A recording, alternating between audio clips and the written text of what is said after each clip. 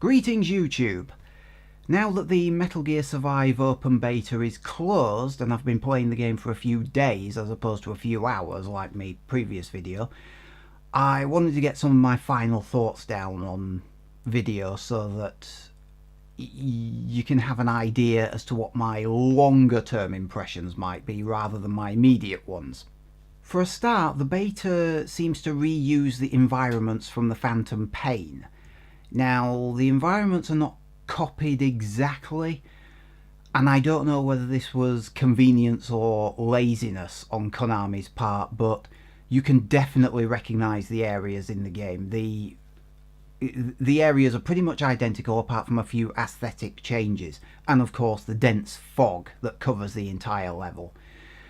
Which brings me to my other point about the environments. They're very drab and dull looking. I know that the sandy desert-like region isn't exactly the greatest to look at, even in the Phantom Pain, but it's a damn sight better than here. The colours are washed out. I think that's my main problem. The detail is there, but with the fog and the dull colours, it just feels... It's probably deliberate. This is supposed to be an alternate dimension, but it really does look dull, does this game. At least so far. Some people have taken issue with the holographic interface that appears on screen, that like rectangular bar that appears under your character. Some people have already said that they don't like that. It never obstructed my view for a moment during the game. I never thought to myself, get the hell out of the way and stick it at the top left hand corner or the top right hand corner or something. It was perfectly fine where it was. It never blocked my view of anything important. It was fine. One thing I do have a question mark over is the multiplayer interface, the launch area. It's basically a holodeck. And I'm in two minds as to whether I like it or not. See, on the one hand, I kind of like it because you can make tweaks to your appearance and your loadout, and you can immediately move to the training area and test your loadout out. That's great.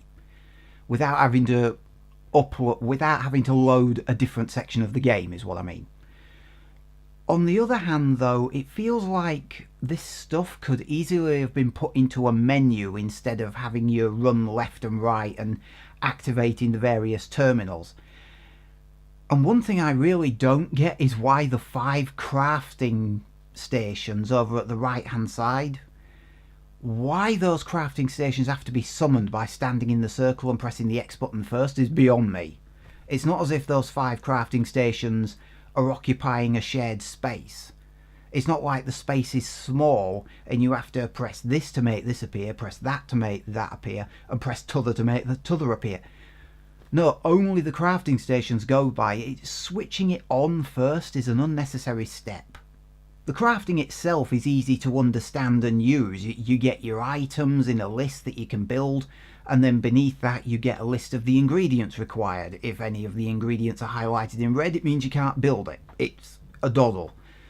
The constructibles themselves are limited, but this is a beta, so we're always going to get only a sample of what the final game had. Speaking of building stuff, you've got an extremely limited array of weapons and environmental obstacles to build in this, but again, it's a beta. I'm just fingers crossed they give us a good selection of stuff, not just different grades of the same thing. You know, you can upgrade your equipment in this game, in the beta. What I don't want is 4 or 5 versions of the same assault rifle that have slightly different power levels. I want weapons that actually have differences. I mean, in the beta we've got melee weapons, we've got pistols, shotguns, assault rifles. It's not a huge selection. We've got things like grenades and D-mines and whatnot as well. But I'm hoping that we get more stuff like rocket launchers, grenade launchers, full-size shotguns instead of the pocket-sized one that I had, submachine guns, light machine guns, sniper rifles. I was hoping I'd get a sniper rifle in this beta. I didn't. I never saw anyone else use one either. But we did have bows and arrows, and I liked the bow that I had. So I'm also I have a hankering for a flamethrower. Because this is a zombie shooter. You've got to have a flamethrower. And I'm secretly hoping, this being Metal Gear craziness, maybe they might include an electrical gun or a disc blade gun, but that might be asking too much. But come on, give us a flamethrower, guys. Please. I didn't see a loadout slot for it, but the Phantom Pain allowed you to deploy into the field with a vehicle. I have a sneaking suspicion that this game will not let you do that, even though there are, what are they called, the walker gears. The walker gears are in this game. They were in the beta. But I'm kind of hoping for maybe multi-passenger vehicles. You know, like you have a Jeep, maybe, where one person drives it, another person sits in the side seat shooting their gun, maybe someone in the back manning the machine gun. APCs and tanks may be stretching it, I don't know. But fingers crossed. But from what I saw in the beta, I don't think we're going to get vehicles. At least not vehicles you can deploy with. Maybe we'll get vehicles in the levels themselves. We got walker gears, so why not? Maybe. Fingers crossed. The enemy variety has been somewhat criticised online, and I can see why. Most people seem to be of the opinion that there's only 2 enemy types. I would take issue with that and actually say there's 4.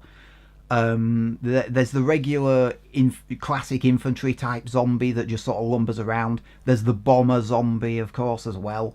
And then you've got those, I've forgotten what they're called, but those guys with the backpacks that you could loot for extra stuff once you killed them. And then you had the armoured zombies that are much more damage resistant. So I count 4, technically. I'm hoping again that there's greater variety, and there are, just like maybe with the weapons, they're a bit more creative with the enemy types, not just sticking to the classics. I have heard that maybe there's a massive Metal Gear style, zombie style thingamajig wandering around this game, maybe, in the final version. So, again, fingers crossed for that. If there are any Metal Gear style sized enemies in this game, maybe there'll be bosses in the campaign. Apparently there's a 16 to 20 hour roughly campaign in this game. Hoping we get some crazy bosses to go up against, because that's kind of one of the hallmarks of Metal Gear. Not so sure about the multiplayer, but maybe we'll get massive Colossus style enemies to take down as a team. That would be awesome. Bring vehicles into play and I'm sold. I think it'll probably be a stretch to ask for helicopters though, wouldn't it? Maybe as a support power at least? No? As far as I'm aware, I've played almost every Metal Gear game there is, as far as I'm aware. I haven't played all of them necessarily to completion. I played a little bit of the original Metal Gear, and I've played Metal Gear Solid, MGS2, MGS3, MGS4, MGS5, there's Peace Walker. I can't remember if I'm missing one somewhere. Oh, there's Ground Zeroes, of course, as well. There's quite a lot of these games, and by now I know what to expect from a Metal Gear game. This doesn't... It's awkward, because the best way I can describe this is it's Metal Gear, but it isn't Metal Gear, which seems to be the sentiment from quite a few other people online. It has the feel of Metal Gear, but it's missing some of the elements that make it Metal Gear. It feels more like a zombie survival shooter with a Metal Gear control system interface and the name attached. If you took the style of play, the style of interface, the style of the controls, and you took Metal Gear off the title, you might not even recognise it as a Metal Gear game. So my final impressions of this game is that it's a half-decent zombie shooter. It was actually a lot better than the train wreck I was expecting. It's a half-decent zombie shooter, but it's a lousy Metal Gear game, at least so far. It has elements of Metal Gear here. It has the walker gears, it has the interface, the controls, the name, as if that makes any difference. And it feels like it, but in a weird kind of way, this doesn't feel like a Metal Gear game. It's weird. It's weird, is this. I know it's meant to be a spin-off and not a true Metal Gear game, but I can't help but wondering that that might hurt rather than help it in the long run. Oh yeah, and the game requires a constant internet connection to play, even if you're playing single player. Add to that the fact that there's microtransactions, although Konami has said that it's not going to be pay to win, as if that somehow makes it better.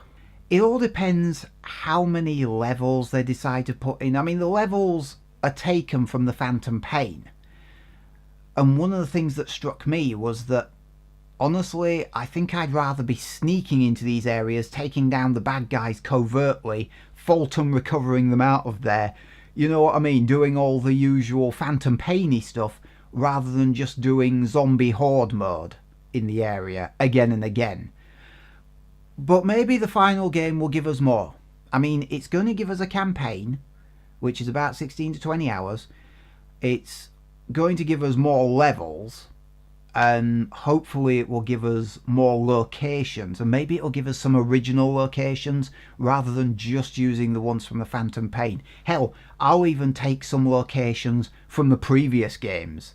If they mix in some levels from MGS 4 or 3, 2, 1, you know, that would be great if they mixed in those levels as well.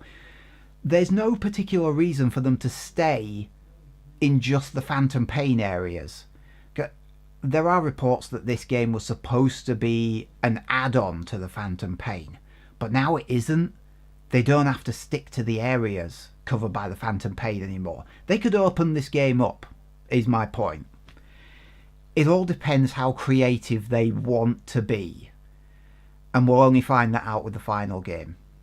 So that's my take on Metal Gear Survival, or at least the open beta. Again, we'll have to wait for the final game to know for sure, but so far it's better than the train wreck I was expecting, but I am expecting more from it. This isn't going to be a full price game. It's going to have a lower price point, something like 30, 35, 40 quid, somewhere around that mark. I've forgotten how much it is. But yeah, more needed, but I am actually somewhat hopeful now. I know that some people won't buy into this game because it's not Metal Gear. Fair enough, I understand that. Kojima's left, he's got nothing to do with this game. And yes, I am very excited for Death Stranding, although I still have no idea what the hell that game's about. But you know what? I'm actually slightly excited about Metal Gear Survival as well. Now. So yeah, Metal Gear Survival, open beta, final thoughts. Yeah, what did you guys think? Like, dislike, comment, subscribe, all that jazz. See you next time.